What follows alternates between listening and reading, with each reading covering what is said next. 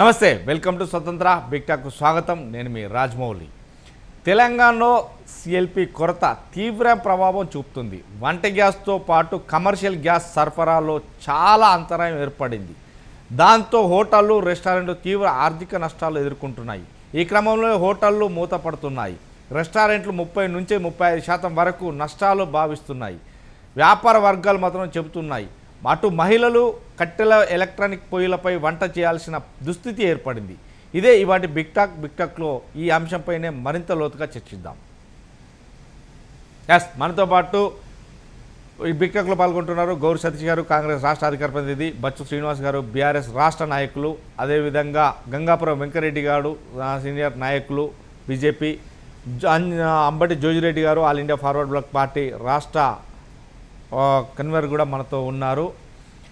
ముందుగా శ్రీనివాస్ గారు నమస్తే అండి. నమస్తే శ్రీనివాస్ గారు, మనం ఇప్పటి వరకు చూస్తున్నాం, ఇటు కేంద్ర గవర్నమెంట్ కావచ్చు, రాష్ట్ర గవర్నమెంట్ కావచ్చు, బ్లాక్ కొరత లేకుండా నియంత్రిస్తున్నామంటున్నారు. ఎప్పటికప్పుడు అంటే వాస్తవానికి అధికారులను పంపి బ్లాక్ కొరత రాకుండా చూసినా కానీ అది ఎక్కడికి పోవట్లేదు. అంటే ఒక రాష్ట్రానికే కాదు, ఇతర రాష్ట్రాలకు, అంటే వాస్తవానికి భారతదేశం వ్యాప్తంగా అనాలి, ఓన్లీ మన తెలుగు రాష్ట్రంలో కాబట్టి మనం తెలంగాణ రాష్ట్రం అంటున్నాం. కానీ ప్రతిరోజు అవసరం ఉన్నటువంటి నేపథ్యంలో గ్యాస్ అవసరం ఖచ్చితంగా ఉంది. అలాగే పెట్రోల్, డీజిల్ అవసరాలు రోజు ఉన్నాయి. ఈరోజు చూస్తే మాత్రం ఒక 40-45% మాత్రమే ఇంట్లో వంటలు చేస్తున్నారు. మిగతా అంతా 50-55% వాస్తవానికి బయట ఫుడ్డే. అంటే జొమాటో కావచ్చు, లేకుంటే వివిధ స్విగ్గీలలో కావచ్చు, లేకుంటే హోటల్ ఫుడ్లు కావచ్చు, ఏదైనా ఉదయం లేస్తే హోటల్ పోయి టిఫిన్ తీసుకురాపో, ఈరోజు మన ఇంట్లో కాదు తీసుకురాపో పార్సల్ అని చెప్పేసి ఇలా అంటే వాస్తవానికి ఉన్నాయి. ఎందుకంటే రోజు తినే పరిస్థితిలో ఉన్నాడు. కానీ ఈరోజు 30 రూపాయల టిఫిన్ ఏకంగా 60 రూపాయలు అయింది బండి పైన. హోటల్కి సంబంధించి 50-55 రూపాయల ఒక పూరి కావచ్చు, లేకుంటే దోశ కావచ్చు, సంథింగ్ ఏ ఫుడ్ అయినా 100 రూపాయలకు పలికింది. ఎందుకంటే నేనే ప్రత్యక్షంగా తిన్న రోజులు ఉన్నాయి. అంటే 2 రోజుల నుంచి అదే పరిస్థితి ఏర్పడుతుంది. టిఫిన్ కావాలంటే 100 రూపాయలు. ఇంతకుముందు అదే హోటల్లో ఉండే, ఆ హోటల్ పెరిదియాను కానీ అదే హోటల్లో 55-60, కానీ ఏకంగా 100 రూపాయలు. నిజంగానే చిన్నపిల్లలు తినే ఏదైతే చికెన్ కావచ్చు, సంథింగ్ కొన్ని తినుబండార్లకు వెళ్తే అక్కడ 100 రూపాయలు ఉన్నది ఏకంగా 130 రూపాయలు అయింది. అదేవిధంగా ఫుడ్ విషయంలో కావచ్చు, ఏదైనా విషయంలో కావచ్చు, అంటే ఒక్కసారి పెరుగుతున్నాయి. దాంట్లో క్వాంటిటీ తక్కువ ఇస్తున్నారు. ఏందయ్యా ఈ బాధ అని అంటే గ్యాస్ కొరత. మేము ఎక్కడ పోయినా కానీ 3,000కు 4,000కు దొరికేది ఈరోజు ఏకంగా 8,000 అంటున్నారు. 2,000-2,500 దొరికే ఏకంగా 6,000 అంటున్నారు. 1,100కు 900 చిల్లరకు దొరికే గ్యాస్ ఇంటికి సంబంధించి ఏకంగా 2,500-3,000 అంటున్నారు. ఏం చేస్తాం సార్? పరిస్థితి లేదు. కొన్ని హోటళ్ళు మూతపడ్డాయి, కొన్ని రెస్టారెంట్లు క్లోజ్ అయినాయి, నో స్టాక్ బోర్డు పెట్టేసారు. ఏంటి ఎలా చూడొచ్చండి? మరి ఈ మొత్తం మీద గ్యాస్ కొరత లేదని కేంద్రం చెప్తుంది. రాబోయే రోజుల్లో డీజిల్, పెట్రోల్ రేట్లు భారీగా పెరుగుతున్నాయి. అది కూడా కొరత ఏర్పడుతుంది రాబోయే రోజుల్లో ఖచ్చితంగా. ఎలా చూడొచ్చు?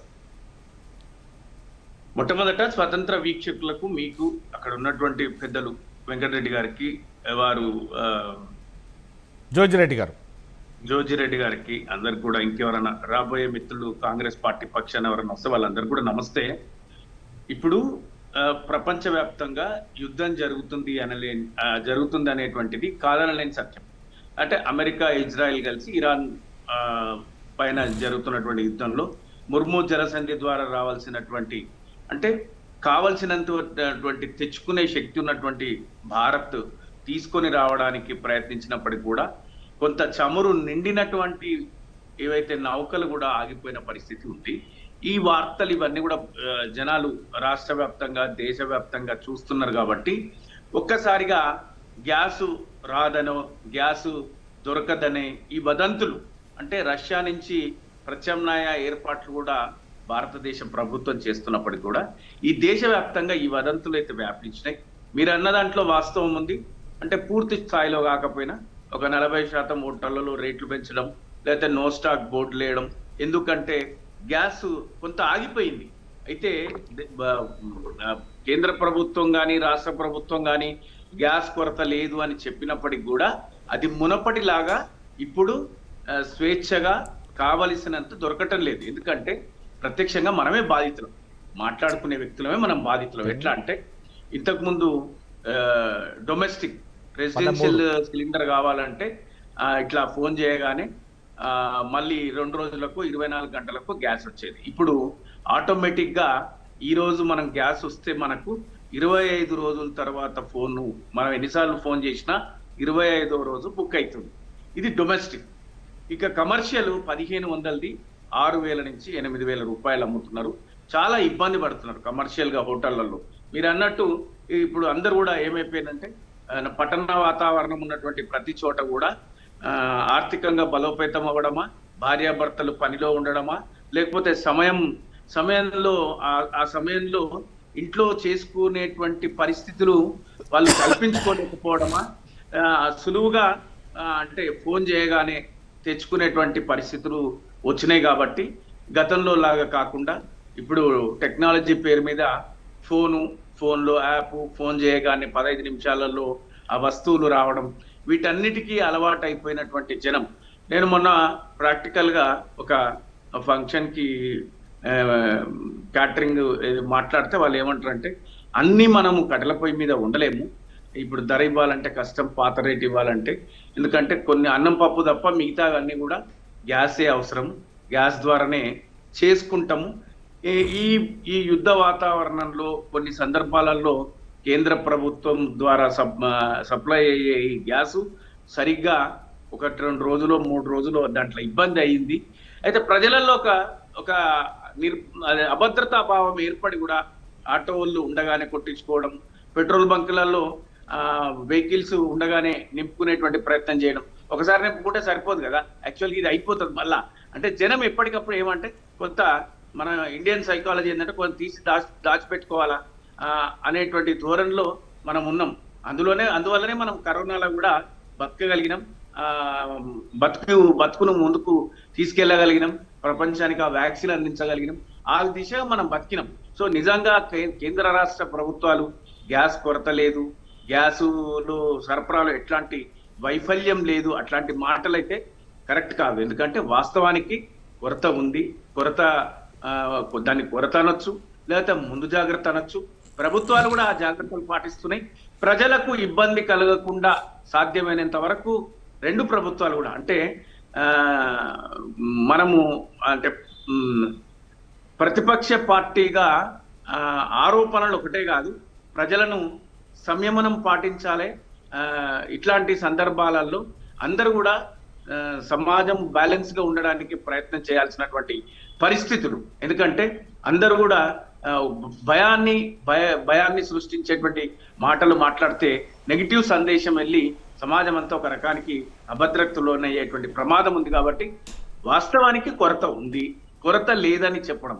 అయితే ప్రభుత్వాలుగా ఎప్పుడు కూడా కొరత లేదనే చెప్తాయి. ఎందుకంటే ప్రజల్లో భయం ఉండొద్దు, మేమున్నాము, మేము చేస్తాము, మేము సవ్యంగానే ఉన్నాం, సవ్యంగానే చేస్తున్నాం అనేటువంటి భరోసా కల్పించే ప్రయత్నం వారు చేస్తారు. ప్రతిపక్షంగా వాళ్ళ బలహీనతలు, వాళ్ళ లోపాలను ఎత్తి చూపాల్సినటువంటి బాధ్యత మీడియా పైన, ప్రతిపక్షం పైన, ప్రజల గొంతుకై మన పైన ఉంది. వాస్తవానికి ఏంటి కొరత ఉంది లేదని చెప్పడం అనేటువంటిది అయితే వాస్తవం కాదు. అయితే ఎవరు కూడా భయపడాల్సిన అవసరం లేదు నాకు తెలిసి. ఎందుకంటే భారతదేశం అనేటువంటిది ఒక బలమైనటువంటి దేశం ఈ ప్రపంచంలోనే. ఆ మర్మూజ్ సంధి నుంచి రాకపోయినా కూడా ఈ దేశ ప్రజలకు కావాల్సింది అందించడానికి ప్రత్యామ్నాయ మార్గాలను అన్వేషిస్తుందని. అంటే ఎవరున్నా సరే, అది భాజపా ఉందా, లేకపోతే కాంగ్రెస్ ఉందా, లేకపోతే ఇంకెవరు ఉన్నా కూడా కేంద్రంలో అధికారంలో కొనసాగిన వ్యక్తులు ఈ దేశ ప్రజలకు కావాల్సిన అవసరాల కోసం ప్రభుత్వం అంటే కొంతమంది ఎక్కువ చేయొచ్చు, ఓ ప్రభుత్వం ఎక్కువ చేయొచ్చు, ఓ ప్రభుత్వం తక్కువ చేయొచ్చు, కానీ పూర్తి స్థాయిలో ప్రజలకు అవసరాలను తీర్చడానికి తమ వంతుగా ప్రయత్నం చేస్తే అనేటువంటి బలమైన అంటే భారత ప్రభుత్వం, భారత ప్రజాస్వామ్యం, భారత సుస్థిరత పైన నాకున్న నమ్మకం, నేనైతే ఆ విధంగా బలంగా నమ్ముతున్నా. ఆ దిశగానే రాబోయే రోజులలో ఉంటదని భావిస్తున్నా. ఎందుకంటే ఒక సామాన్య కుటుంబంలోని వ్యక్తిగా, నిత్యం గ్యాస్ వాడే వ్యక్తిగా ఆ ప్రబల విశ్వాసాన్ని నేనైతే వ్యక్తపరుస్తున్నాను. అయితే ప్రభుత్వాలు చేయాల్సినటువంటి అవసరం ఉంది. ఈరోజు నేను విన్న ప్రధానమంత్రి గారు కూడా రేపు అఖిల పక్షాన్ని వేస్తున్నటువంటి పరిస్థితి ఉంది. కాంగ్రెస్ పార్టీ చేసే అభియోగాల మీద, లేకపోతే ప్రతిపక్షాలు చేసేటువంటి అభియోగాల మీద కేంద్ర ప్రభుత్వం కూడా అఖిలపక్షం వేసి దీనిపైన అందరం కలిసి సంక్షోభ సమయంలో సంయమనం పాటించి అన్ని రాజకీయ పార్టీలు కూడా కలిసి వెళ్లాల్సినటువంటి అవసరం ఉంటదని నమ్మే వ్యక్తిగా నేనైతే ఈ నమ్ముతున్నా. భవిష్యత్తు ఏ విధమైనటువంటి అంటే సమృద్ధిగా రైట్ శ్రీనివాస్ గారు, నేను మళ్ళీ మీ దగ్గరికి వస్తాను. నిజంగానే తెలంగాణ రాష్ట్రమే కాకుండా ఇండియా వ్యాప్తంగా ఇతర రాష్ట్రాలలో గ్యాస్ కొరత అయితే 100% ఉంది. ఎందుకంటే ఇప్పటికే బ్లాక్ మార్కెట్ తరలిపోతున్నాయి. కానీ బ్లాక్ మార్కెట్కు తరలించినా కానీ కేంద్ర ప్రభుత్వం రాష్ట్ర ప్రభుత్వాలు ఏం చేస్తున్నాయో తెలుసుకునే ముందు బట్ జోజిరెడ్డి గారు గుడ్ ఈవినింగ్ అండి. జోజిరెడ్డి గారు, మనం చూస్తున్నాం తెలంగాణ రాష్ట్రానికి ఏ కొరత లేదు. అదే ఉమ్మడి ఆంధ్రప్రదేశ్ కావచ్చు, అంటే రెండు రాష్ట్రాలకు సంబంధించి తెలుగు 2 రాష్ట్రాలకే కాకుండా పక్కనున్న రాష్ట్రాలకు కూడా ఏ కొరత లేదు. మొత్తం మీద ఇండియాలో భారతదేశంలో ఎక్కడా కూడా కొరత లేదు. ఈశాన్య దేశాలలో యుద్ధాలు జరగని, మేఘాలు అటు ఇటు పడిపోయినా కానీ మనకే కొరత లేదు అన్నట్టు చెప్పినటువంటి కేంద్ర ప్రభుత్వం ఇటు ఆయిల్కి సంబంధించి కిరోసిన్, డీజిల్, పెట్రోల్ నిక్షేపాలు క్లారిటీగా ఉన్నాయి. అదేవిధంగా గ్యాస్కి సంబంధించి 20% కూడా ఎక్స్టెన్షన్ చేశాం, 20% అదనంగా కూడా ఉంది, అంటే 20% వరకు. ఈ నేపథ్యంలో మనం పెంచాం కూడా అని చెప్పినటువంటి కేంద్ర ప్రభుత్వం ఇప్పుడు గ్యాస్ కొరత వచ్చింది. అంటే గ్యాస్ కొరత అంటే ముందే దొరకదు అంటే ఎవరో కొనుక్కొని పెట్టుకోవడం కాదు, సాక్షాత్తు మా ఇంట్లోనే జరిగిన సంబంధం. ఎందుకంటే గ్యాస్ లేవు, ఎందుకంటే ఒక్క సిలిండర్ కొట్టి అయిపోయిన తర్వాత బుక్ చేసుకుందాం అనుకుంటే అది బుక్ కావట్లేదు. నేను 2 డీలర్లకు ఫోన్ చేసిన, తెలిసిన వాళ్ళు కదా మనకేమన్నా కొంచెం ఇస్తారేమో అని. లేదు సారీ సార్, మీరు అట్లా అనుకోకూడదు, మీరు బుక్ చేసుకోవాలంటే ఈ వారంలో బుక్ చేసుకోవాలి, మళ్ళీ ఒక 4 రోజులు పడితే మీకు రావడానికి అని చెప్తున్నారు. అంటే అలాంటి వ్యక్తులు సామాన్య పౌరుల పరిస్థితి ఏంది అంటే, అదేవిధంగా ఇప్పుడు చూస్తే ఏదైనా తెలంగాణ రాష్ట్ర వ్యాప్తంగా కూడా పలు హోటళ్ళు మూతపడ్డాయి, పలు హోటళ్లకు రేట్లు పెంచేసారు. చాలా వరకు కూడా ఉంది. ఒక దిక్కు గ్యాస్ కొరత, మరో కొన్ని రోజులు ఇలాగే యుద్ధం జరిగితే పెట్రోల్ డీజిల్ కూడా టమాటా పడిపోతాయి. ఎందుకంటే ఇంధన సరుకులు కూడా లేవు అని చెప్తున్నారు. ఎలా చూడొచ్చండి మరి? స్వతంత్ర వీక్షకులకు అదేవిధంగా ప్యానెల్లో ఉన్న పెద్దలందరూ కూడా నమస్కారం. ఈరోజు మనం గ్యాస్ కొరత అనేది 100% ఉన్నమాట వాస్తవం. దాన్ని మనం అబద్ధాలు ఏదో చెప్పుకున్నంత మాత్రాన జరిగే పని కాదు. ముఖ్యంగా డొమెస్టిక్ లో కొద్దిగా తక్కువ ఇది ఉన్నా కూడా కమర్షియల్ అయితే టోటల్ గా క్లోజ్ కావడం జరిగింది. ముఖ్యంగా గమనిస్తే స్కూల్స్ లో ఏదైతే వంట కార్యక్రమాలు మొదలు పెడుతున్నారో, వంటలు చేసి మధ్యాహ్న భోజన పథకానికి అన్ని సబ్మిట్ చేస్తున్నా అక్కడ కూడా కొరతతోటి చాలా ఇబ్బందులు పడుతున్నాయి. ఇబ్బందులు చూస్తున్నాం మనం, కొంత మీడియాలో కూడా గమనించాం. అక్కడ మన కట్టెల పొయ్యిలు పెట్టి వండినప్పుడు పొగ వచ్చేసి కళ్ళు మంట పడుతున్నాయి, మాకు ఏ ఆరోగ్య సమస్యలు వస్తాయనే భయానికి పిల్లలు కూడా వ్యక్తం చేయడం కూడా మనం గమనిస్తున్నాం. అంతేకాకుండా ఇవాళ కమర్షియల్ మీరు చెప్పినట్టుగా చూస్తే కమర్షియల్ ఏదైతే గ్యాస్ లేనందువల్ల, ఆ కమర్షియల్ గ్యాస్ లేనందువల్ల హోటల్స్ కూడా చిన్న బండ్లు పెట్టుకొని వ్యాపారం చేసుకొని బతికే వాళ్ళు కూడా ఇలా దెబ్బతిన్న పరిస్థితి. అదేవిధంగా ఇష్టారీతిగా రేట్లు పెంచడం కూడా జరుగుతున్నది. మీరు అన్నట్టుగానే మీ పర్సనలే కాదు, నేను మొన్న ఒక హోటల్ పోయినప్పుడు మొత్తం పొగ, అంటే గ్యాస్ లేక వాళ్ళు కట్టెల పొయ్యి మీద వండితే అక్కడ కూర్చోలేని పరిస్థితి. అంటే వాళ్ళకి కూడా ఒక రకంగా చెప్పాలంటే నష్టమే. వాళ్ళు కూడా వర్కర్స్ కి శాలరీస్ ఇవ్వాలి, రెంట్లు కట్టుకోవాలి, ఇవన్నీ ఉన్నాయి కాబట్టి పొగకి అక్కడ కూర్చోలేక ఉండలేని పరిస్థితి. ఇలా జనాలు ఎట్లా అలవాటు పడ్డారంటే, ఒకటి ఏంటంటే భార్యాభర్తలు ఉద్యోగాలు చేస్తున్నారు, స్కూళ్ళకి పొద్దున్నే పిల్లలు పంపించాలి, ఇవన్నీ చూసుకొని మనకి ఖర్చులన్నిటికంటే మనం బయట నుంచి తెప్పించుకొని టిఫిన్ చేసుకుంటే పోద్ది, మధ్యాహ్నం ఏదో లంచ్ అక్కడికి తెప్పించుకోవచ్చు అనే ఆలోచనతో పోతున్నారు. కాబట్టి 70% ఆఫ్ పీపుల్ ఇవ్వడం వరకు కూడా ఎవరు కూడా వంటలు చేసే పరిస్థితి మర్చిపోయింది. అసలు నిజం చెప్పాలంటే మర్చిపోయారు. శనివారం ఆదివారం అయితే వంట అనేది లేకుండా పోయింది. సో ఇవన్నీ మనం ఇలా మార్కెట్ లో మాత్రం 100% నేను చెప్పగలను గ్యాస్ కొరత అనేది ఉంది, అందులో డౌట్ లేదు. కమర్షియల్ టోటల్లీ గ్యాస్ కొరత. అదేవిధంగా సిఎన్జి, ఆ సిఎన్జి వల్ల కూడా ఇలా ఆటో వాళ్ళకి కానీ ఇటు కార్లు పెట్రోల్ అవన్నీ కూడా పెరిగిపోతున్నాయి. అంతేకాకుండా యుద్ధం అనేది మనం గమనించాలండి. అలా కేంద్ర ప్రభుత్వం కూడా చర్యలు చేపట్టాల్సిన అవసరం ఉన్నది. ఎందుకంటే ట్రంప్ రాగానే యుద్ధాలు స్టార్ట్ అవుతున్నాయి అనేది మనం జగమెరిగిన సత్యం. ఎందుకంటే ఆయన మెంటాలిటీ అందరికంటే మోడీ గారికి బాగా తెలుసు. మోడీ గారి మెంటాలిటీ ట్రంప్కి తెలుసు. ఆయన ఒక ఫోన్ ఎత్తినందుకే ట్యాక్సులు మీద ట్యాక్సులు వేసి పడేసాడు. అట్లాంటి వ్యక్తి వెనిజులాకు పోయింది, అక్కడ అధ్యక్షుని ఆయనకు కావాల్సిన సరఫరా కోసం పెట్రోల్ దానికోసం. ఎందుకంటే మనం గ్యాస్ కానీ పెట్రోల్ కానీ ఎక్కువ ఆధారపడేది ఈ అరబ్ కంట్రీస్ మీద, అంటే ఇరాన్ కావచ్చు, అదేవిధంగా సౌదీ కావచ్చు, వీటి నుంచి వెళ్ళి మనకి ఎక్కువ వస్తాయి. తర్వాత రష్యా నుంచి మనం తెచ్చుకుంటుంటే ట్రంప్ చెప్పిందని చెప్పేసి ఆపిన రోజులు కూడా మనం గమనించాలి ఇక్కడ. సో ఇవన్నీ గమనిస్తే ప్రజలకి ఓవరాల్ గా చూసినప్పుడు ప్రతి దాని మీద ఎఫెక్ట్ పడుతుంది, ప్రతి వస్తువు మీద పడుతుంది. నిన్న ఒక హోటల్ పోతే ఇదే ఛాన్స్ అని చెప్పేసి వాళ్ళు కూడా ఏం చేస్తున్నారు, నిమ్మకాయ రసం తాగితే నిమ్మకాయ జ్యూస్ కి ఎక్కడ కూడా గ్యాస్ వాడడం, గ్యాస్ ఛార్జ్ 5% వేసుకోవడం. అంటే స్టార్ట్ అయిపోతాడు. అదే విధంగా ఎప్పుడు కూడా గమనించండి మీరు, గ్యాస్ అనేది ఇంపార్టెన్స్ తీసుకొచ్చింది కూడా ప్రభుత్వాలే. ఇలా మనము ఎక్కడ కట్టెలు దొరకని పరిస్థితి, కట్టెలు ఇంతకుముందు 300-400 పెడితే కూడా ఎవరు చూడని పరిస్థితుల్లో ఇలా మనకి కంప్లీట్ గా ఇదైపోయింది. మనం ఇవన్నీ కూడా అబ్జర్వ్ చేయాల్సిన అవసరం ఉందండి ఇక్కడ. ఈ రాజకీయంగా మాట్లాడుకునే దానికంటే కూడా భారత ప్రభుత్వం ఏదైతే ఉందో, మన పెద్ద దేశం, 140 కోట్ల జనాభా ఉన్న దేశంలో ఈ కొరత అనేది కంపల్సరీగా గమనించాలా. కొరత మీద మనం ఏం చేస్తారు, ఎట్లా చేస్తారు అనేది చూడాల్సిన బాధ్యత ప్రభుత్వాన్ని. ఇలా ఉత్తమ్ కుమార్ రెడ్డి చెప్తున్నారు సిలిండర్లు పుష్కలంగా ఉన్నాయి, ఎంత కావాలంటే అంత అన్నప్పుడు మరి స్కూల్స్ లో కానీ ప్రజలకు కానీ ఇలా సిలిండర్ బుక్ చేస్తే 25 రోజుల తర్వాత మళ్ళీ ఇస్తామనే వర్డ్ ఆల్రెడీ గ్యాస్ ఏజెన్సీ చెప్పడం జరుగుతుంది ఇక్కడ. అది అబద్ధం చెప్పడానికి లేదు ఇందులో. కానీ అనవసరంగా ఏదో స్టేట్మెంట్ ఇందాక శ్రీనివాస్ గారు చెప్పినట్టుగా ప్రజలు భయభ్రాంతులు కాకుండా అని చెప్పేసి అంటున్నాం మనం. కానీ ఆ కొరత వస్తుంది అని మనకి ముందే తెలుసు. మనం ఏదైనా ఫ్యూచర్ ని ఆలోచించుకొని పనిచేస్తాము. దానికి కావాల్సిన స్టాక్స్ ఏ విధంగా ఏర్పాటు చేసుకోవాల్సిన బాధ్యత ప్రభుత్వాలదే. కానీ ఇవాళ గమనిస్తే మాత్రం ప్రజల మీద ఒక 20-30% భారం ఎక్కువైపోతుంది. రోజు రోజుకి ఆ భారం పెరుగుతూ పోతున్నది. ఇంకా ముందు ఈ క్రూడ్ ఆయిల్స్ కూడా విపరీతంగా షార్టేజ్ వచ్చే అవకాశాలు ఉన్నాయి. ఆ క్రూడ్ ఆయిల్స్ ఎఫెక్ట్ కూడా మన మీద పడుతుంది. అది పడ్డప్పుడు మాత్రం ఈ లాస్ట్ వస్తే ఏముండదు. ఇలా కరెంటు కూడా మీరు గమనిస్తే కరెంటు కూడా పూర్తి ఇవ్వట్లేదు. అదే విధంగా పంటలు కూడా నష్టపోయే పరిస్థితుల్లో ఉన్నాం. అదే విధంగా ఇప్పుడు యూరియా ఫ్యాక్టరీ రామగుండం చూసినప్పుడు గ్యాస్ లేక అక్కడ కూడా బంద్ అయిపోయిన పరిస్థితి. ఫర్టిలైజర్ దొరకదు. నెక్స్ట్ ఖరీఫ్ కి ఫర్టిలైజర్ దొరకదా అనే దాని మీద మన మోడీ గారు దాని మీద కూడా ఇమీడియట్ గా దానికి కావాల్సిన ఏర్పాట్లు చేసుకోమని చెప్పి ఆదేశిస్తున్నారు. కానీ ఈ యుద్ధం ఎక్కడ దాకా పోతుంది ఏంటి అనేది ఇలా ట్రంప్ కొంచెం కడుపు నొప్పి వచ్చినట్టున్నది. ఆ కడుపు నొప్పిని సరి చేసుకోవడం కోసం అక్కడ అమెరికాలో వస్తున్న వ్యతిరేకత కోసము ఇలా కొంత మార్పు ఏదో చేసేసి యుద్ధం ఆపినా ఆయన అంటున్నాడు. ఇజ్రాయెల్ నేను ఆపను అంటున్నది. అదే విధంగా ఇరాన్ మాతో ఎలాంటి చర్చలు జరపలేదు అంటున్నది.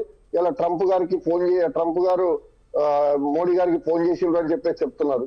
ఏ విధంగానైనా కూడా మోడీ గారు పెద్దరికం నిలబెట్టుకోవాలా. భారతదేశం అనేది ఇలా అవసరము, భారతదేశం ప్రపంచానికి అవసరం కాబట్టి మధ్యవర్తిత్వం చేసైనా కూడా యుద్ధాన్ని ఆపి ప్రజలందరినీ కూడా కాపాడాల్సిన బాధ్యత కేంద్ర ప్రభుత్వాన్ని అని చెప్పక తప్పదు. ముఖ్యంగా గ్యాస్ అనేది మాత్రం ప్రతి ఇంట్లో ఇవాళ అవసరమైంది. అది కట్టెల పొయ్యిలు పెట్టుకునే స్థితి ఎక్కడా లేదు. ఎందుకంటే అపార్ట్మెంట్స్ లో పోయి ఎక్కడ గ్యాస్ లేకుండా వంటలు చేయగలుగుతారండి. లైన్స్ కూడా బంద్ అయిపోయినాయి. చాలా మంది చాలా ఇబ్బందులు పడుతున్నారు. ఇలా గ్యాస్ తోటి, ఈ గ్యాస్ ఉన్నప్పుడే కొంత పొగతోటి ఇలా ఊపిరితిత్తులు పొల్యూషన్ తోటి లీవర్స్ పాడైపోయి ఊపిరితిత్తులు పాడైపోయి నానా ఇబ్బందులు పడుతున్నారు. నానా రోగాలు క్యాన్సర్లు వస్తున్న పరిస్థితుల్లో ఇలా కట్టెల పొయ్యిలు పెట్టి వండుకొని తినేంత స్థితి లేదు. ఆ ఆరోగ్య సమస్యలు కూడా పెరిగిపోయే అవకాశాలు ఉన్నాయి. కాబట్టి కేంద్ర రాష్ట్ర ప్రభుత్వాలు తక్షణ చర్యలు చేపట్టాలి. ఇందులో రాష్ట్ర ప్రభుత్వాన్ని చిన్న పాత్ర అండి. కేంద్రం ఇవ్వకపోతే ఎక్కడి నుంచి లేదు, కేంద్రమే ముఖ్యమైన పాత్ర పోషించాలి. కాబట్టి దీనికి ఏ విధమైన చర్యలు చేపడతారో బీజేపీ ప్రభుత్వం ఏదైతే ఉందో వాళ్ళు కంపల్సరీగా, ఎందుకంటే ముఖ్యంగా చిన్న వాళ్ళ దగ్గర నుంచి పెద్దవాడి దాకా ఎఫెక్ట్ పడుతుంది. ఖచ్చితంగా ఈ కమర్షియల్ గ్యాస్ కూడా రిలీజ్ చేయాల్సిన అవసరం ఉన్నది. స్టోరేజ్ ముందైనా కూడా స్టోరేజ్ కెపాసిటీస్ కేంద్ర ప్రభుత్వం పెంచుకోవాల్సిన బాధ్యత కేంద్ర ప్రభుత్వాన్ని. ఎందుకంటే ఇవాళ జరుగుతున్నది, రేపు పొద్దున మళ్ళా ట్రంప్ మళ్ళీ ఎప్పుడు యుద్ధం అంటాడో తెలియదు. మనమేమో 80%-85% సప్లైస్ అవుట్ ఆఫ్ కంట్రీసే మనకు వచ్చేదంతా సప్లై. మన దగ్గర ఏది కానీ పెట్రోల్ ఉత్పత్తులు కానీ గ్యాస్ ఉత్పత్తులు కానీ మనకు లేవు.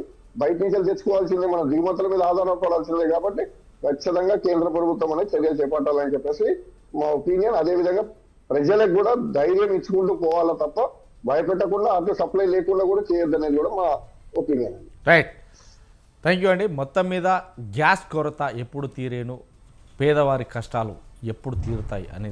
ఎస్, గౌరీ సతీష్ గారు, మనం ఒక తెలుగు రాష్ట్రమే కాకుండా ఉమ్మడి ఆంధ్రప్రదేశ్ అంటే 2 తెలుగు రాష్ట్రాలు తెలుగు కాకుండా రాష్ట్రాలు. మిగతా రాష్ట్రాలన్నీ కూడా ఇదే సంక్షోభంలో ఉన్నాయి. ఎందుకంటే ఇటు మహారాష్ట్ర కావచ్చు, కర్ణాటక కావచ్చు, తమిళనాడు కావచ్చు, వెస్ట్ బెంగాల్, యూపీ కావచ్చు, అన్ని రాష్ట్రాలకు కూడా గ్యాస్ కొరత అనేది తీవ్రంగా అయిపోయింది. ఇప్పుడు తెలంగాణలోనే బాయ్స్ హాస్టల్, గర్ల్స్ హాస్టల్ నిజంగా వారు మంత్లీ ఫీజు కడుతూ ఉన్నారు. కానీ అందులో ఉదయం పూట వారికి టీ లేదంటే బ్రేక్ఫాస్ట్ ఇచ్చారు, మధ్యాహ్నం లంచ్, సాయంత్రం డిన్నర్. ఈ నేపథ్యంలోనే వాళ్లకు ఒక లంచ్ పెట్టి ఇస్తున్నారు తప్ప ఆల్రెడీ బ్రేక్ఫాస్ట్ కానీ టీ కానీ పాలు కానీ ఇవన్నీ కట్ చేసి పడేసారు. ఎందుకు అని అంటే గ్యాస్ కొరత, మేము చేయలేము, ఓన్లీ మిల్స్ ఉంటే ఉండండి లేకుంటే వెళ్ళిపోండి. ఏంటి అంటే ఈ పరిస్థితులు ఇలా ఒకటే కాదు, అన్ని విషయాలలో ఉన్నాయి. అంటే ఒక హాస్టల్సే కాకుండా రెస్టారెంట్లు కావచ్చు, లేకుంటే బడ్డీ కొట్లు కావచ్చు, ప్రతి ఒక్కటి కూడా లేదు. ఎక్కడో అక్కడ ఒకటి తెరిచి ఉందంటే దానికి రేట్లు అమాంతం పెంచేస్తున్నారు. 30 రూపాయలకు దొరికే టిఫిన్, 40 రూపాయలకు దొరికే టిఫిన్ 60 రూపాయలు. అదే కొంచెం పేరున్న హోటల్, ఎక్కడ నుండో వచ్చి ఇక్కడ బతికే హోటల్ కూడా ఏకంగా 55 నుంచి 100 రూపాయలు. ఏదైనా చికెన్కి సంబంధించి కావాలంటే 100 రూపాయలు ఉన్నదాన్ని 130, 140. అడిగితే గ్యాస్ కొరత, తీసుకుంటే తీసుకో లేకుంటే లేదు. క్వాంటిటీ తక్కువ, నీ ఇష్టమైతే తీసుకో లేకుంటే లేదు. ఎందుకంటే ఆకలి మీద ఉంది, అంటే జనం ఆకలి మీద ఉన్నారు కాబట్టి ఖచ్చితంగా ఏదో ఒకటి తినాలి ఖచ్చితంగా. అంటే ఇదే అదువుగా చూసుకొని ఎందుకు అంటే ఈ కొరతను తీర్చేది ఎవరు? అసలు ఈ కేంద్ర గవర్నమెంట్, రాష్ట్ర గవర్నమెంట్లు ఏం చేస్తున్నాయి? కొరత లేదు అని చెప్తున్నా కానీ కొరత సృష్టిస్తున్నారు. ఏం చేయగలుగుతున్నారు? ముఖ్యంగా ఏం చేస్తున్నారు? ముందుగా ప్యానెల్లో ఉన్నటువంటి ప్యానలిస్టులకు, మీకు, స్వతంత్ర టీవీ ప్రేక్షకులందరూ కూడా సాయంకాలం నమస్కారం తెలియజేస్తూ, దేశవ్యాప్తంగా ఈ సంక్షోభం ఏర్పడడానికి ఇందాక మన వాళ్ళు మాట్లాడుతూ సంబోధించడం జరిగింది. దాన్ని క్షుణ్ణంగా కూడా ప్రస్తావించడం జరిగింది. కానీ దురదృష్టం ఏంటంటే కేంద్ర ప్రభుత్వము ఇంధన వనరులను ఏ మేరకు బఫర్ జోన్లో పెట్టుకోవాల్సిందో అది పెట్టుకోని కారణంగా దేశవ్యాప్తంగా ఇలాంటి పరిస్థితి వచ్చిందనేది వాస్తవ పరిస్థితి. ఇందాక ఫార్వర్డ్ బ్లాక్ వారు మాట్లాడుతూ చాలా స్పష్టంగా చెప్పారు. ఎందుకంటే ప్రపంచంలోనే 2వ స్థానంలో జనాభా ప్రాతిపదికంగా ఉన్నటువంటి భారతదేశంలో ఇక్కడ ఏ మేరకు యూసేజ్ ఉంటుంది, దాన్ని ఏ మేరకు మనం బఫర్ జోన్ పెట్టుకోవాలని చెప్పి కేంద్ర ప్రభుత్వం ఖచ్చితంగా వారి ఆధీనంలో ఉన్నటువంటి ఇంధనం కాబట్టి ఖచ్చితంగా సమన్వయం చేసుకోవాల్సింది. ఆ మేరకు చేయలేని కారణంగా భారతదేశంలో ఇలాంటి పరిస్థితి ఏర్పడుతుందనేది స్పష్టంగా కనిపిస్తూ ఉంది మనకు. ఇలాంటి పరిస్థితిని అధిగమించడానికి ఏదైతే కేంద్ర ఇంధన వనరుల శాఖ కానీ, సెక్రటరీ గారు కానీ సంబంధిత డీలర్లందరినీ కూడా సమాయత్తం చేసి మనం చూస్తూ ఉన్నాం. ఏదైతే సంస్థలు కూడా ఏవైతే హెచ్పి కానీ లేకపోతే ఇండియన్ కానీ మిగతా ఏదైతే ఇంధన సంస్థలు ఉన్నాయో వాటన్నీ కూడా క్రెడిట్ చేయడం మానేసినాయి. ఖచ్చితంగా మాకు క్యాష్ అండ్ క్యారే కావాలని చెప్తున్నటువంటి పరిస్థితి. ఈ తరుణంలో ఒక రాష్ట్ర ప్రభుత్వంగా ఖచ్చితంగా ప్రజల్లో ఒక ఆత్మవిశ్వాసాన్ని నింపాలని చెప్పి రాష్ట్ర సివిల్ సప్లై మంత్రి గారు ఉత్తమ్ కుమార్ రెడ్డి గారు, మీరు ఆందోళన చెందొద్దు, ఖచ్చితంగా దానికి కావాల్సినటువంటి ఏదైతే డిమాండ్ కావాల్సినటువంటి సప్లై మేము అందించడానికి కేంద్ర ప్రభుత్వంతో సమన్వయం చేసుకొని ఖచ్చితంగా విజిలెన్స్ కమిటీలు కూడా వేసి ఎక్కడ కూడా బ్లాక్ మార్కెట్లో వీటన్నిటి కూడా సిలిండర్ అటు డొమెస్టిక్ కానీ కమర్షియల్ కానీ మిగతా వాటి సిఎన్జి విషయంలో, ఆటోల విషయంలో కానీ దాని కొరత రాకుండా సమన్వయం చేసుకోవడానికి ప్రభుత్వం ప్రయత్నం చేస్తూ ఉంది. కానీ కేంద్ర ప్రభుత్వము చేయవలసిన రీతిలో చేయకపోవడం కారణంగా ఈ పరిస్థితి ఏర్పడదని మనం వాస్తవాన్ని గ్రహించాలి. ఇప్పటికైనా కేంద్ర ప్రభుత్వం సంబంధిత కంపెనీలతో మాట్లాడి దేశవ్యాప్తంగా ఉన్నటువంటి కొరతను ఆదుకోవాల్సినటువంటి బాధ్యత కేంద్ర ప్రభుత్వం పైన ఉంది. ఆ మేరకు జరగకుండా రాష్ట్రంలో కానీ కేంద్రంలో కానీ ఎదురుదాడి చేస్తూ ఉన్నారు. దానికి అనుగుణంగానే అందరి అభిప్రాయాల మేరకు, అందరి యొక్క ఆలోచనల మేరకు రేపు అఖిలపక్షాన్ని పిలిచినట్టుగా మనకు సమాచారం. సో ఖచ్చితంగా ఈ సమస్యను పరిష్కరించవలసినటువంటి బాధ్యత కేంద్ర ప్రభుత్వం పైన ఉంది. ఆ దిశగా ఆలోచన చేసి ఖచ్చితంగా దేశంలో ఈ ఏదైతే వంట చెరుకు ఏదైతే ఉందో దీని ద్వారా కూడా రైతులు ఏదైతే నిత్యావసర వస్తువుగా ఉన్నటువంటి దాన్ని అది అమాంతంగా రేట్లు పెంచినటువంటి పరిస్థితి మనకు ప్రత్యక్షంగా కనిపిస్తూ ఉంది. ఎక్కడైతే ఉత్పత్తి పెరిగినప్పుడు డిమాండ్ ఇంకా ఎక్కువ లెవెల్ పెరిగినప్పుడు ఆ వస్తువు యొక్క రేటును పెంచే అవకాశం ఉంటుంది. కాబట్టి దానికి అనుగుణంగానే అందరూ చేస్తూ ఉన్నారు, మనం ప్రత్యక్షంగా చూస్తాం. ఇందాక మీరు ప్రస్తావించినట్టుగా హాస్టల్ ఒక్కటే కాదు, చిన్న గల్లీలో ఉన్నటువంటి హోటల్ నుంచి మొదలుకొని 5 స్టార్ హోటల్ వరకు కూడా అది చాలా స్పష్టంగా కనిపిస్తుంది. మరీ ముఖ్యంగా విద్యార్థులకు వారి హాస్టళ్లలో కనీసం వారికి ఏదైతే ఛార్జ్ చేస్తూ ఉన్నారో దాని మేరకు వారికి సదుపాయాలు అందించలేనటువంటి పరిస్థితి అనేది స్పష్టంగా కనిపిస్తూ ఉంది. ఇప్పటికైనా కేంద్ర ప్రభుత్వము రాబోయే విపత్తును ఎదుర్కోవడానికి స్పష్టమైనటువంటి విధానాలతో నిర్ణయం తీసుకొని దేశవ్యాప్తంగా ఈ కొరతను అరికట్టడానికి ప్రయత్నం చేసినప్పుడే అధిగమించడానికి అవకాశం ఉంటుంది తప్పితే ఏదైతే అనాలోచిత నిర్ణయాల చేత అటు ట్రంప్కి కానీ మోడీ గారికి ఉన్నటువంటి సత్సంబంధాలు మనం ప్రత్యక్షంగా చూస్తూ ఉన్నాం. ఏ విధంగా మనం చూసాం ప్రత్యక్షంగా 2 రోజుల ముందు 1 or 2 days ముందు ఇజ్రాయెల్కి వెళ్ళొచ్చినటువంటి ప్రధానమంత్రి గారు చేసిన స్టేట్మెంట్ ఏంది, యుద్ధం జరుగుతుంది నేను ఎక్స్పెక్ట్ చేయలేదు అని చెప్పి మాట్లాడడం. అంతే ఎంత బాధ్యతారహితంగా మాట్లాడుతున్నారు అనేది కూడా ఒక్కసారి ఆలోచన చేయాలి. ఖచ్చితంగా ఈ ఇంధన సమస్య ద్వారా రాష్ట్రంలో కాదు దేశంలో కాదు నిత్యావసర సరుకులపైన అన్నిటిపైన ఆ ఎఫెక్ట్ పడే అవకాశం ఉంటుంది. కాబట్టి ఆ గతిన పోకుండా కేంద్ర ప్రభుత్వం దాన్ని త్వరితగతిన పరిష్కరించాలని కూడా సాటి మానవునిగా బాధ్యతగల పౌరునిగా మనం అందరం కూడా ఆలోచన చేయాలి. ఆ దిశగా భారతీయ జనతా పార్టీ ఖచ్చితంగా దీన్ని సీరియస్గా తీసుకొని కేంద్రంలో అధికారం ఉంది కాబట్టి సమస్యలు పరిష్కార దిశగా సామాన్యునికి అందుబాటులో ఉండే విధంగా కట్టడి చేయవలసిన బాధ్యత, సప్లై చేయవలసిన బాధ్యత కేంద్ర ప్రభుత్వం పోయింది. కాబట్టి ఖచ్చితంగా దానిపైన తగు నిర్ణయం తీసుకోవాలని చెప్పి కూడా కాంగ్రెస్ పార్టీ పక్షాన డిమాండ్ చేస్తూ ఉన్నాం. రైట్. నిజంగా సతీష్ గారు ఏదైనా చూస్తే ఇప్పటికే కేంద్ర ప్రభుత్వం కావచ్చు, రాష్ట్ర గవర్నమెంట్ కావచ్చు, రాష్ట్ర గవర్నమెంట్ ఇక్కడ ఉన్నటువంటి ప్రజలను సేవలు అందించాల్సిన పద్ధతి ఉంది. కేంద్ర గవర్నమెంట్కి అక్కడి నుంచి ముడి సరుకులు తీసుకొని రాష్ట్ర ప్రభుత్వం.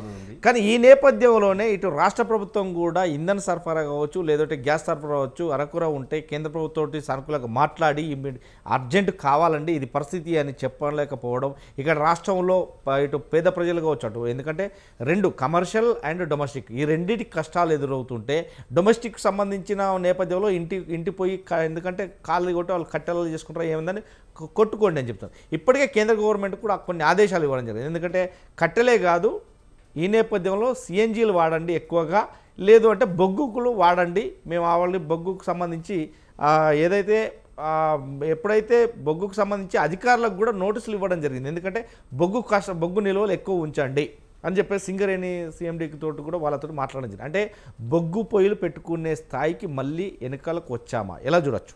అంటే ప్రత్యామ్నాయ మార్గాలన్నీ అన్వేషించండి అని చెప్పి కేంద్ర ప్రభుత్వం చెప్తా ఉంది. ఈ ప్రత్యామ్నాయ మార్గాలు ప్రస్తుత పరిస్థితుల్లో సాధ్యమవుతాయని కూడా మనం అందరం కూడా ఆలోచన చేయాలి.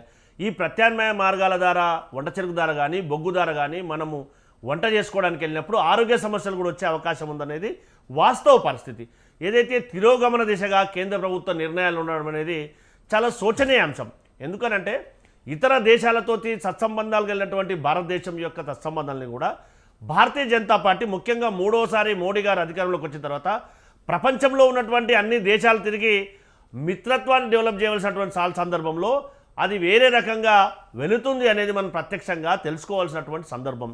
దాని కారణంగానే భారతదేశం అనేది భిన్నత్వంలో ఏకత్వం కాబట్టి సకల మతాలకు అన్ని కులాలకు అన్ని ప్రాంతాలకు ఒక నిలయమైనటువంటి లౌకిక దేశమైనటువంటి భారతదేశాన్ని రెచ్చగొట్టే విధంగా ముఖ్యంగా ఉన్నటువంటి యువకులను ప్రేరేపించే విధంగా ఏదైతే విధ్వంసాల వైపు ప్రేరేపించే విధంగా ఆలోచించే రకంగా చేయడం అనేది శోచనీయ అంశం అనేది మనం అందరం కూడా ఆలోచన చేయాలి. ఇప్పటికైనా ఇంధనం కానీ మిగతా వంట చెరుకు కానీ మిగతా అన్ని వాటిపైన ఈ యొక్క ప్రభావం పడే అవకాశం ఉంటుంది. నిత్యావసర సరుకులపైన మిగతా అన్నింటిపైన పడే అవకాశం ఉంది. కాబట్టి కేంద్ర ప్రభుత్వం త్వరితగతిన దీన్ని పరిష్కరించడానికి ఏదైతే రేపు అఖిలపక్ష సమావేశాన్ని ఏర్పాటు చేస్తారో దానిపైన ఒక కమిటీ వేయాల్సిన అవసరం ఉంది. దానికి అనుగుణంగా ఇతర ఇంధనాలు కానీ మిగతా విషయాలు కానీ దిగుమతి చేసుకోవాల్సిన ఆవశ్యకత ఉంది. ఆ దిశగా ఆలోచన చేస్తేనే ఈ పరిస్థితిని గడ్డు కాలాన్ని ఎదుర్కోవడానికి అవకాశం ఉంటుంది. కాబట్టి ఆ దిశగా కేంద్ర ప్రభుత్వం ఆలోచన చేయాలి.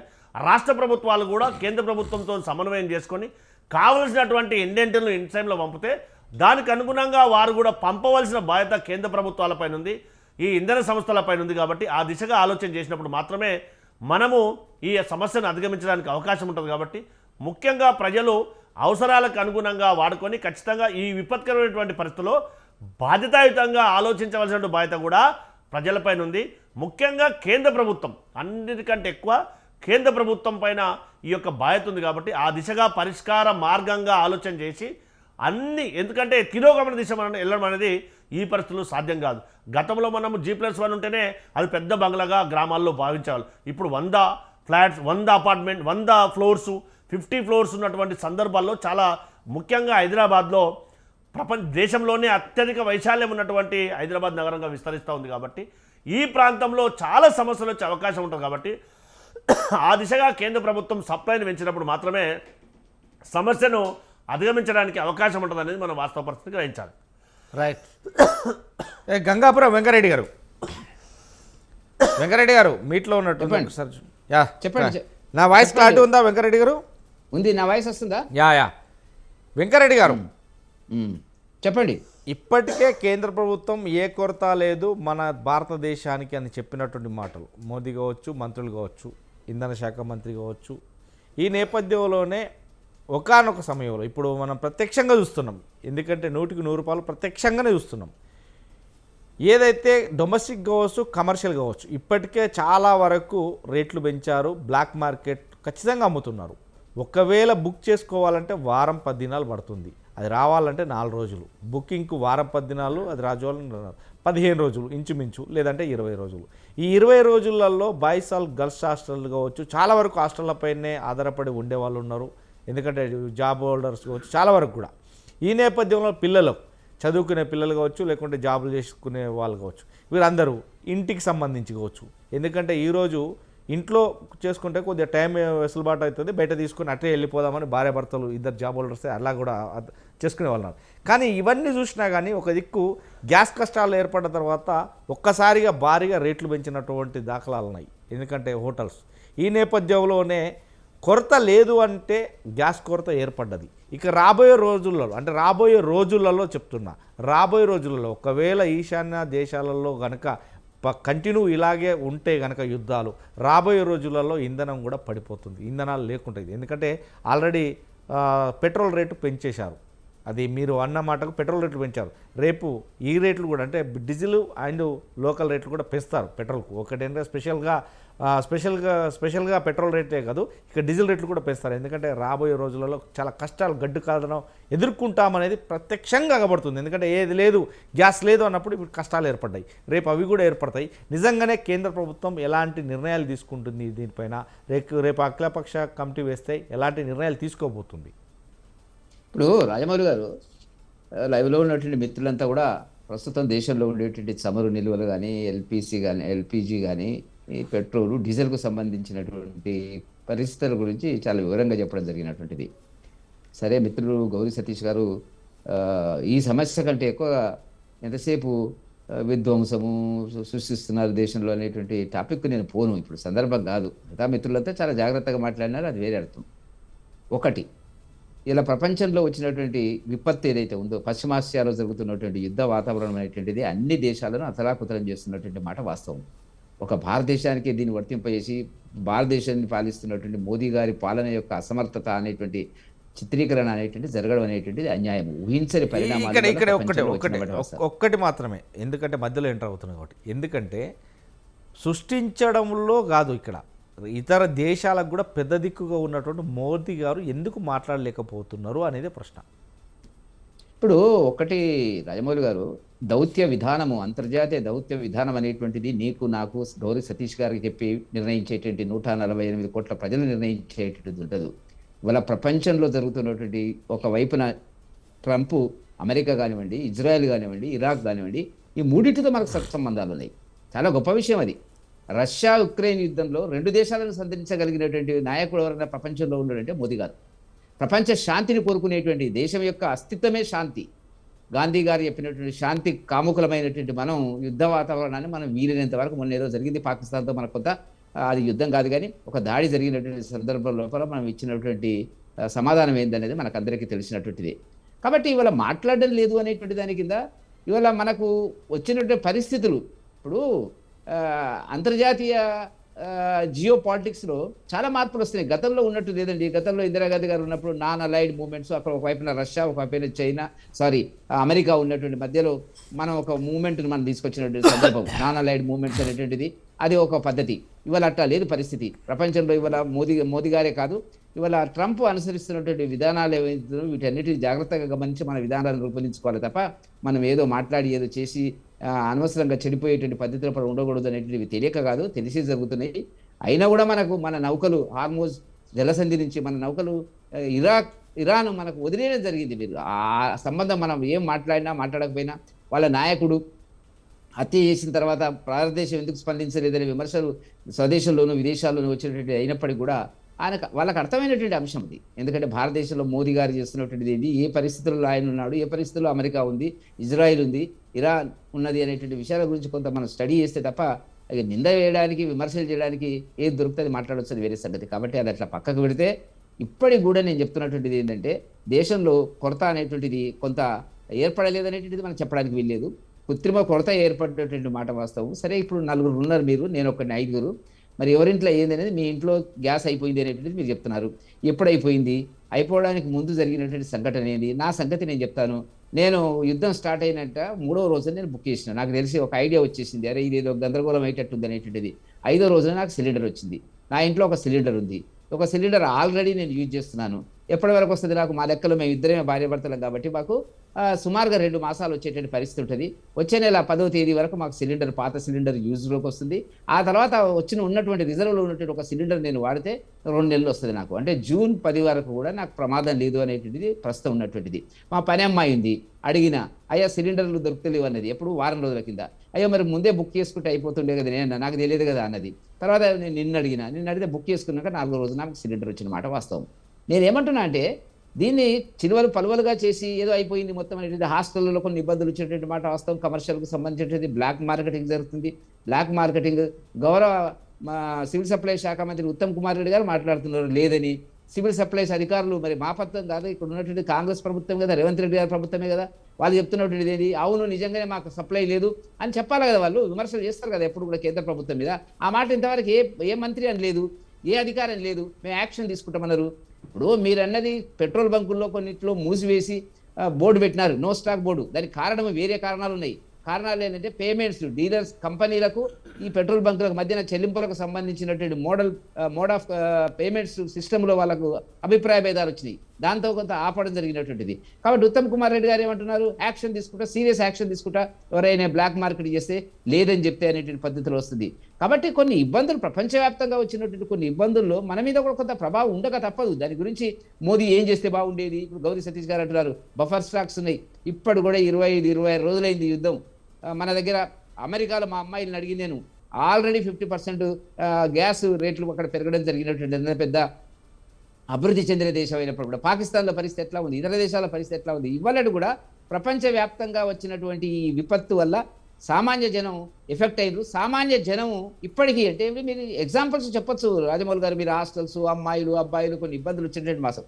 అందుకనే మోదీ గారు నిన్న మాట్లాడింది ఏంటంటే, కరోనా లాంటి పరిస్థితుల లోపల మనం అందరం సమన్వయంగా ఎట్లా పనిచేసినామో అట్లా సహకరించాలనేటువంటి దాని కిందనే బహుశా పార్లమెంటులో ఉండేటువంటి ప్రతిపక్ష పార్టీలకు సంబంధించినటువంటి సమావేశం పెట్టడం జరుగుతున్నటువంటి మాట వాస్తవం. ఇబ్బందులు వచ్చిన మాట వాస్తవము, ప్రజలు కొంత ఇబ్బంది పడుతున్నటువంటి మాట వాస్తవము. దానికి పరిపాలకులు పార్టీలకు సంబంధించినటువంటి అంశం కాదని ఎక్కడికి కూడా చాలా ప్రయత్నాలు చేయడం జరుగుతుంది. ఇప్పుడు కూడా రిజర్వ్స్ లేవని ఎందుకు అనుకుంటున్నారు మీరు? మన దగ్గర రిజర్వ్స్ ఉన్నాయి, జాగ్రత్తగానే వాడుతున్నారు. నా దృష్టిలో ఇంకా 40-50 రోజులకు సంబంధించినటువంటి మనకున్న సమాచారం మేరకు ఏంటంటే, పెట్రోల్ డీజిల్కు సంబంధించినటువంటి ఎఫెక్ట్ కాలేదు. ప్రీమియం పెట్రోల్ మీద వేసినారు, మనకి ఇంతవరకు ఎఫెక్ట్ కాలేదు. నే సంగతి చూడండి, నేను వారం రోజుల కింద కారులో మొత్తం ఫుల్ ట్యాంక్ వేసిన. ఇవాళ మళ్ళా మాకు ఆలోచన వచ్చింది, మళ్ళీ ట్యాంక్లో ఫుల్ చేద్దాం అనేటువంటిది. కృత్రిమమైన కొరత, అవినీతి పద్ధతి లోపల కొంత దాచిపెట్టేటువంటి ఇవన్నీ, బ్లాక్ మార్కెటింగ్, ఇవన్నీ కూడా వాటికి పరిస్థితి మనం దృష్టిలో పెట్టుకోవాల్సిన అవసరం ఉంది. ఒక్క నిమిషం చిన్న విషయం. ఎస్, నిజంగానే గ్యాస్ కొరత ఉందా లేదా అని తెలుసు. వెంకటరెడ్డి గారు చెప్పండి, కంటిన్యూ. ఇప్పుడు నేను అడుగుతున్నాను రాజమౌళి గారు, మీ వ్యక్తిగతమైనటువంటి అంశం మీరు చెప్పినారు, సిలిండర్ లేదనేటువంటిది. సిలిండర్ అయిపోకముందు ఒక 15 రోజుల ముందు, 10 రోజుల ముందే మనం బుక్ చేసేటువంటి సంప్రదాయం ఉంది. సరే, మీరు అనేక కారణాలతో దాన్ని సీరియస్గా తీసుకోకపోతే, వెంకరెడ్డి గారు నా ఒక్కరిదే కాదు, ఎందుకంటే నా ఒక్కరిదే అనేది కాదు, నా ఒక్కరిదే. ఎందుకంటే నాకు ఆల్రెడీ ఎక్స్ట్రా సిలిండర్ ఉంది, ఆ సిలిండర్ ఆల్రెడీ నిండుగానే ఉంది. ఇంటి పక్కల పాపం వాళ్ళ ఇబ్బంది ఇచ్చారు. నిజమే, అది మనది అయిపోదు కదా, ఇంకా వాస్తవానికి ఉంటుంది. అయిపోయినాక తెలిసిన వాళ్ళని నేను ఫోన్ చేసిన 2 డీలర్లకి, ఇప్పుడు వచ్చే పరిస్థితి లేదు సార్ అనుకున్నట్టు. అరే ఏదో ఒకటి నాకు తెలిసిన సబ్జెక్ట్ కరెక్షన్ బచ్చు శ్రీనివాస్ గారు సరిదిద్దాలా. ఇంతకు ముందు కూడా గ్యాస్ కంపెనీల డీలర్ల యొక్క నిబంధన, మీరు ఒక సిలిండర్ మీరు అన్నట్టు ఏదైతే వెంకరెడ్డి గారు మళ్ళొక్కసారి చెప్తున్నా, రాబోయే ఇంతకు ముందు ఉండేది అప్పుడు పాత నిబంధన, కానీ ఈ మధ్య కాలంలో అది ఇచ్చేది ఇప్పుడు మీకు ఒకటి చెప్తున్నా, ఎప్పుడైతే ఇంతకుముందు గ్యాస్ కొరత ఉన్నా ఏకమైనా కానీ వాళ్ళు పోతే సిలిండర్ ఇచ్చేది, తర్వాత బుక్ చేసుకునేది. కానీ ఇప్పుడు ఏంటంటే ఓటీపీ బదులు, అంటే సిలిండర్ బుక్ చేయాలంటే ఓటీపీ వస్తేనే రెగ్యులేటర్ తోటి వాళ్ళు ఇస్తారు తప్ప లేకుండా. కానీ మీరు అన్నట్టు నేను, ఎందుకంటే నాకు కూడా కొంతమంది ఫ్రెండ్స్ ఉన్నారు డీలర్లు, ఐఓసి కావచ్చు, Indian oil IOC meaning HP కావచ్చు, వీళ్ళందరూ కావచ్చు. నేను అడిగాను ఏంటి పరిస్థితి అంటే, ఇంతకుముందు బాకీలు ఉండే, మనం అంటే తెచ్చుకున్న తర్వాత 1-2 లారీలు తెచ్చుకున్న తర్వాత కొంత డీడీలు తీయాల్సిన పరిస్థితి ఏర్పడ్డాయి. కానీ ఇప్పుడు డీడీలు తీసి ఇస్తే కూడా కొంచెం ఆగండి ఏం కాదు అంటే ముందు అడ్వాన్స్ ఇస్తే కూడా ఆగండి అంటే అర్థం ఏంటి అని అడుగుతున్నారు. అంటే ఇప్పుడు రాబోయే రోజులలో కష్టాలు ఉంటాయి, కానీ యుద్ధం అనేది ఇట్లా కంటిన్యూ అయితే ఆగిపోతే తప్పలేదు, ఆగిపోయినా పునరుద్ధరించాలి మళ్ళీ, ఎందుకంటే గ్యాస్ కంపెనీలు కావచ్చు. ఇప్పుడు ఒకటి రాజమౌళి గారు, ఇప్పుడు మీరు 2-3 డీలర్స్ ఫ్రెండ్స్తో మీరు అడిగినప్పుడు బుకింగ్ ప్రాసెస్ ఏంది, ఇప్పుడు నాకు తెలిసినంత వరకు ఏంటంటే 25 రోజులు ఏదో ఉంటే తప్ప మీది ఫోన్ యాక్టివేట్ అయితే లేదు. 25 రోజుల గ్యాప్ ఉండాలి ఒక సిలిండర్కి ఇంకో సిలిండర్కి. అవును. ఇప్పుడు బుక్ అయిన తర్వాత ఎన్ని రోజులకు ఇస్తున్నారు అనేది ఎవరికైనా ప్రాక్టికల్ ఎక్స్పీరియన్స్ నా దృష్టిలో 4-5 రోజులకు ఇస్తున్నారు. 4 డేస్కి ఇస్తున్నారు. మామూలుగా 2 రోజులకు వచ్చేదండి, మామూలుగా 2 కాకపోతే ఎన్నెంటనే వచ్చేటప్పుడు ఇప్పుడు రావడం లేదు. 12 ఇప్పుడు ఈ 2-3 రోజుల నుంచి కొంచెం పోస్ట్ పోన్ అయితే పోతున్నది. ఎందుకంటే ఇప్పుడు బుక్ కావట్లేదండి వెంకటరెడ్డి గారు, బుక్ కావట్లేదు. 20 రోజులు రావాలి, 20 రోజులు అయితేనే బుక్ అవుతుంది, అది స్పష్టత ఉంది. రెండవది, ఈ బ్లాక్ మార్కెటింగ్ లో ఒక ప్యానిక్ బిహేవియర్ క్రియేట్ అయిన తర్వాత ప్రతి ఒక్కరు బుక్ చేసే ప్రయత్నం చేస్తాను. నేను కూడా నిన్న ట్రై చేసిన, ఫోన్ పనిచేస్తలేదు, నాది అప్డేట్, ఫోన్ రింగ్ అయితే లేదు అక్కడ. కారణం ఏంటంటే నాకు 22 రోజులు అయింది ఇప్పటికి, నాకు సిలిండర్ వచ్చి 4వ తేదీన వచ్చింది. 4 అంటే ఇంకా 25 రోజులు కలిపితే 29, 30కో నాకు వచ్చేటువంటి పరిస్థితి ఫోన్కు రావచ్చు, తర్వాత 8 రోజులకు వస్తుంది. నేను ఏమంటున్నా రాజమౌళి గారు అంటే, ఇలా దేశంలో మనం ప్రభుత్వానికి సంబంధం లేకుండా, ప్రభుత్వ బాధ్యతకు సంబంధం లేకుండా, ఇక ముందు బఫర్ స్టాక్స్ పెట్టేది ఉండే, ఇవి పెట్టేది ఉండే, అన్ని పెట్టిన తర్వాతనే ఇదంతా జరుగుతుంది. మంత్రులంతా చెప్తున్నటువంటిది మన దగ్గర ఎంత ఉన్నది ఏంది అనేటువంటి దాని కింద ఇప్పటికిప్పుడు ప్రమాదం ఏం లేదు. మనకు ఉన్నదాన్ని వాడుకునే పద్ధతి లోపలనే ప్రయత్నాలు జరుగుతాయి. కొన్ని ఇబ్బందులు వచ్చిన మాట వాస్తవం. ఇబ్బందులు ఏ రకంగా ముందుకోవాలనేటువంటిది సహకరించాలా, ప్రజలు సహకరించాలా, ప్రభుత్వాలు సహకరించాలా, ప్రతిపక్షాలు సహకరించాలా అనే దాని కిందనే మోదీ గారు మీటింగ్ అనేటువంటిది ఒకటి అరేంజ్ చేయడం జరుగుతున్నటువంటిది. వీటిల్లో నుంచి ఎట్లా తట్టుకొని ముందుకు వెళ్తాం అనేటువంటి అంశాలను మనం ఆలోచించవలసిన అవసరం ఉంది. ఇప్పుడున్న పరిస్థితుల్లో ఇప్పుడు మనకి ఒక గుణపాఠం. మోడీ లాంటి వాళ్ళు ఇక్కడ ఉండొచ్చు, అక్కడ ట్రంప్ లాంటి వాళ్ళు ఉండొచ్చు, అక్కడ బెంజమిన్ ఉండొచ్చు. ఇట్లాంటి వాళ్ళు ఇంకో మూర్ఖుడు ఎవడో పాకిస్తాన్ వాడు ఇట్లా దొరికి యుద్ధం విపరీతం వచ్చినప్పుడు స్టోరేజ్ అనేది మాత్రం మస్తు. ఇక్కడ స్టోరేజ్ పెంచాల్సిన బాధ్యత కేంద్ర ప్రభుత్వాన్ని, ఎందుకంటే ఇక్కడ సంబంధం ఉండదు. స్టోరేజ్ అనేది మాత్రం 100%. నేను ఒక ఎక్స్పర్ట్ అడిగిన వల్ల, పెట్రోలియం క్రూడ్ ఆయిల్ ని మనం స్టోర్ చేయొచ్చు, కానీ ఎల్పిజిని గ్యాస్ ను స్టోర్ చేయడానికి వీలేదు అంటున్నాడు. నాకు తెలియదు. ఎల్పిజి ట్యాంకులు ఉంటాయి, ట్యాంకులు లేకుండా స్టోరేజ్ లేకుండా ఉండవు కదా, అది ఇబ్బంది అంటున్నాడు. రైట్. బచ్చు శ్రీనివాస్ గారు ఇదే కొరత, అంటే ఈశాన్య దేశాలలో ఇదే నడవడిక వస్తూ ఉంటాయి యుద్ధం ప్రతిమేదంగా.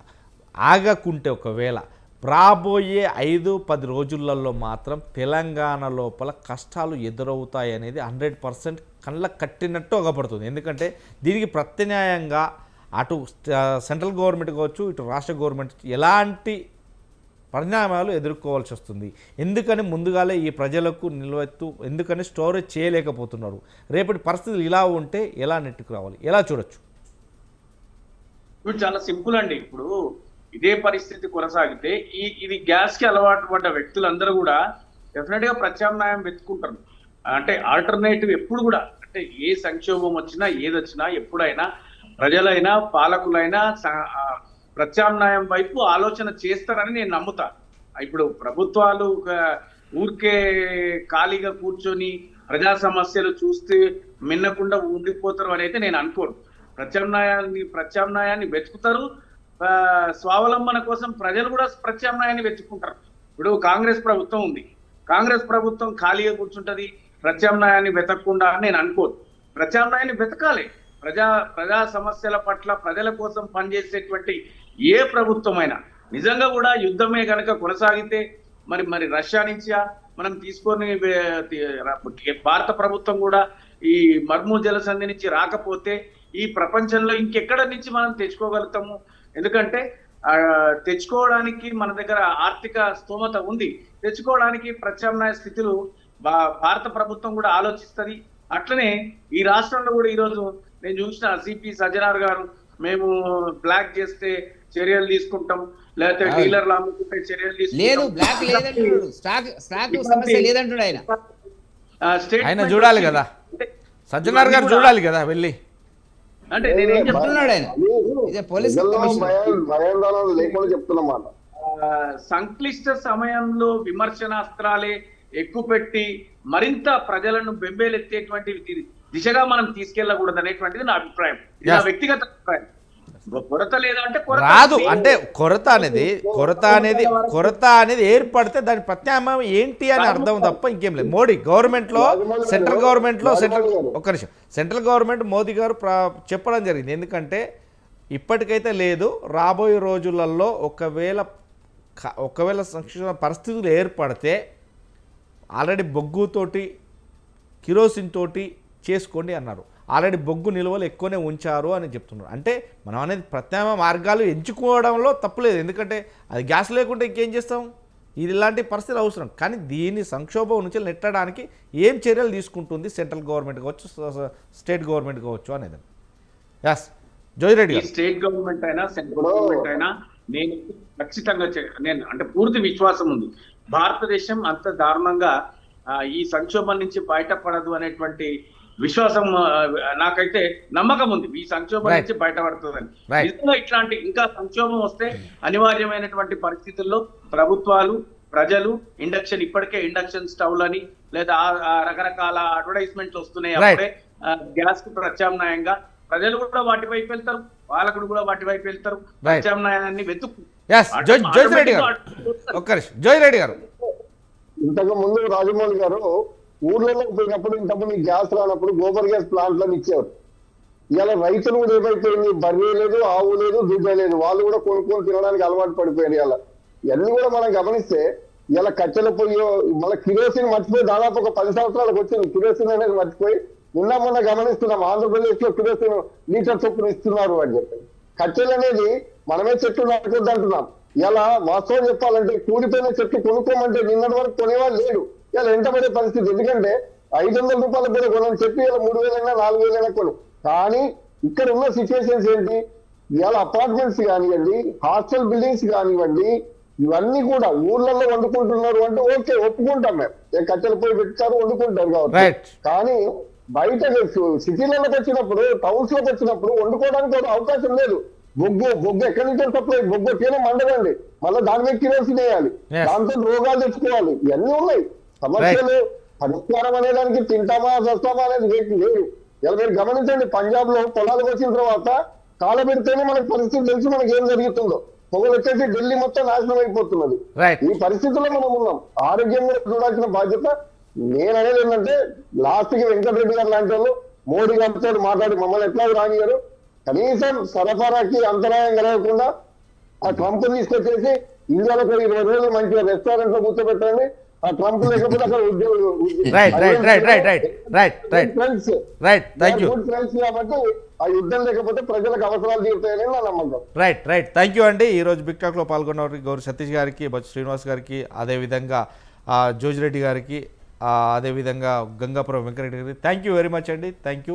మొత్తం మీద భారతదేశంలో ఎక్కడా కొరత లేకున్నా కానీ కొరత సృష్టించవద్దు, దీన్ని ఎక్కడికో తీసుకుపోవద్దు అనేది స్వతంత్ర న్యూస్ కోరుతుంది. ఎప్పటికైనా కానీ భారతదేశంలో ఇటు కేంద్ర ప్రభుత్వం కావచ్చు, రాష్ట్ర ప్రభుత్వాలు కావచ్చు, ధీటైన వ్యక్తులు, మంత్రులు కావచ్చు, ముఖ్యమంత్రులు కావచ్చు ఉన్నారు కాబట్టి ప్రజలకు ఏ కష్టం రానియకుండా చూసుకుంటారని కూడా స్వతంత్ర న్యూస్ ఆశిస్తుంది. ఎక్కడ కూడా బ్లాక్ మార్కెట్ చేస్తే కనుక ఖచ్చితమైన చర్యలు ఇటు అధికారులు తీసుకుంటున్నారు అనేది కూడా తెలుస్తుంది. ఈ నేపథ్యంలో ప్రతి ఒక్కరూ ఎక్కడ ఎవరు బ్లాక్ మార్కెట్ అమ్మినా కానీ ఒక దిక్కు తోలు తీస్తామని కూడా పోలీసు అధికారులు హెచ్చరిస్తున్నారు. అదేవిధంగా బ్లాక్ మార్కెట్లో ఒకవేళ కనుక పెంచి పోషిస్తే కనుక స్వతంత్ర న్యూస్కు ఖచ్చితంగా తెలియపరచిన బాధ్యత ఎంతైనా మీపై ఉన్నది.